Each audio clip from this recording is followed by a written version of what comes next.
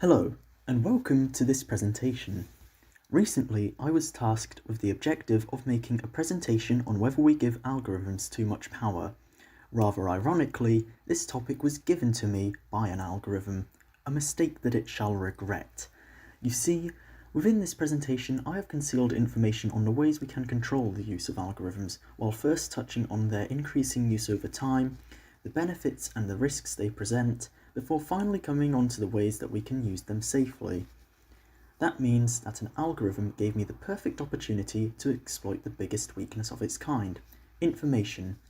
But what exactly are algorithms?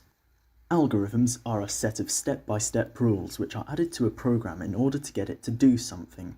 Something can be pretty much anything. Algorithms have various uses, such as solving complicated problems and managing assignments of tasks, though there are many more uses than those two examples. To give an example of an algorithm in use, in 2020, the prehistoric fossils running the Scottish Qualifications Authority were in a bit of a predicament.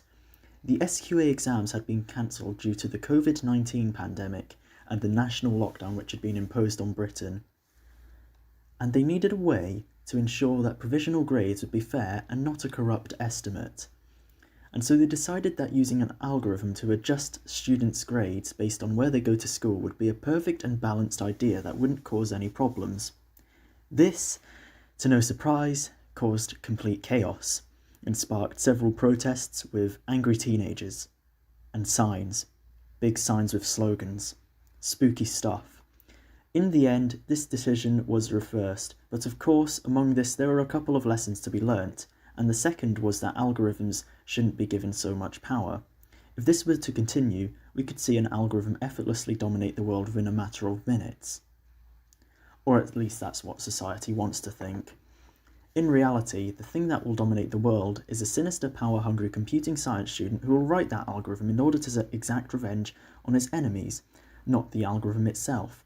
So yes, something can be world domination as well. But putting aside that crazy but completely possible scenario, there is a common debate among people in society as to whether we give algorithms too much power. I'd hazard a guess and say that we don't, but for the purpose of creating a good enough presentation to gain marks, I'll continue onwards. Algorithms in computer programs have had an increasing use over time due to the increased capabilities of computers and the new advances in technology. There is likely an algorithm at play right now as you watch this video.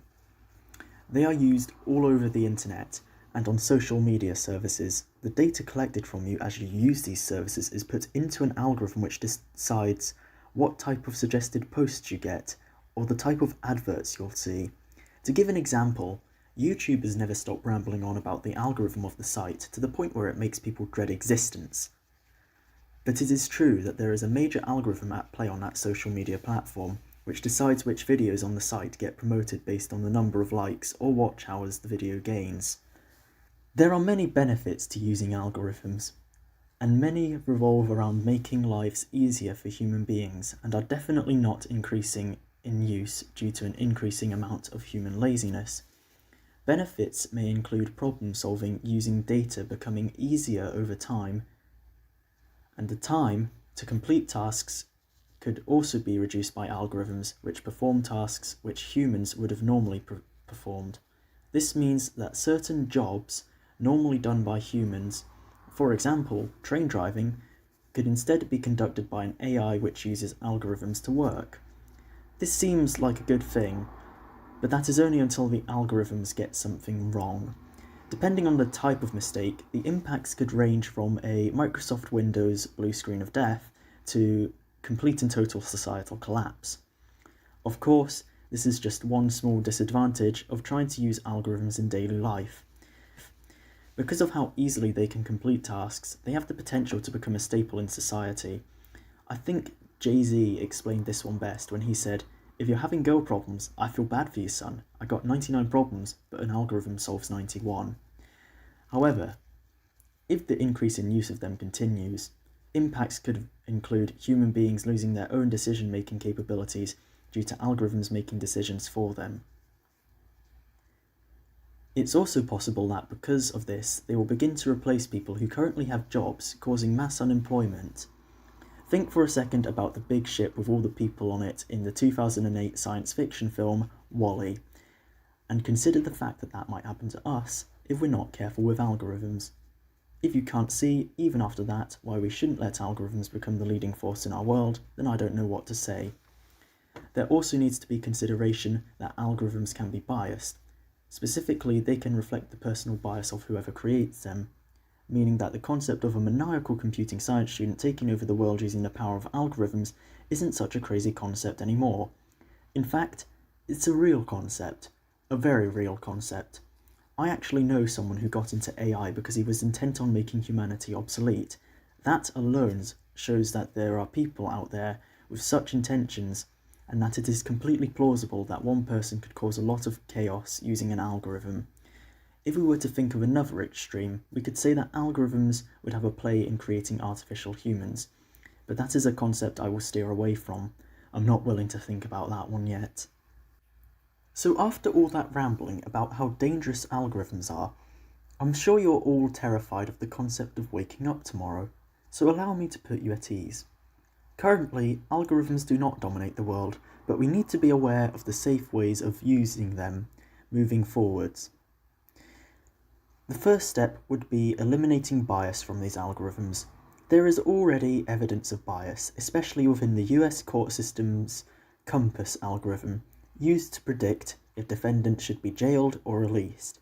This algorithm was found to be racist, though whether that is reflective of its creator's own views is unknown. So it's safe to say that the bias needs to be eliminated first of all to make algorithms a safe thing to use. Possibility of regulations on the use of algorithms may help to mitigate this issue, though that would become time-consuming, as having the code of a program checked thoroughly by someone would take up a lot of time. It would also be much safer to stop using algorithms for political gain. Algorithms have previously been used to influence the results of previous elections through the mass use of social media bots allowing for misinformation to spread. This is done through using the bots to like posts with fake news articles linked, causing the original post to be recommended to more people due to the way the social media algorithm works. This, in turn, can change the political opinion of someone. In order to stop this happening, sites such as Facebook, Twitter, and YouTube would need to change the algorithms of their sites in order to stop this and get better at bot detection. It is inevitable that with time, the use of algorithms will increase, and the reasons for this are ranging from just pure human laziness to making complicated tasks easier and the advances in modern technology. At the end of the day, we have to use algorithms responsibly, which means not using them for revenge on people who have wronged you, not using them to manipulate the stock market, and of course, not using them for world domination. If we can use algorithms safely and responsibly, then there is a prospect of a very bright future involving the usage of them. I sure hope you enjoyed this presentation, and that you have learnt quite a bit about algorithms and my terrible sense of humour. Hopefully it made you interested in algorithms, and if it's made you cry realising that we're all doomed, don't worry, this won't make you cry nearly as much as data structures and algorithms in Java 2nd edition will. And now, to finish, I will leave you with a poetic piece of text which I have painstakingly written. Its name? Well, I like to call it References.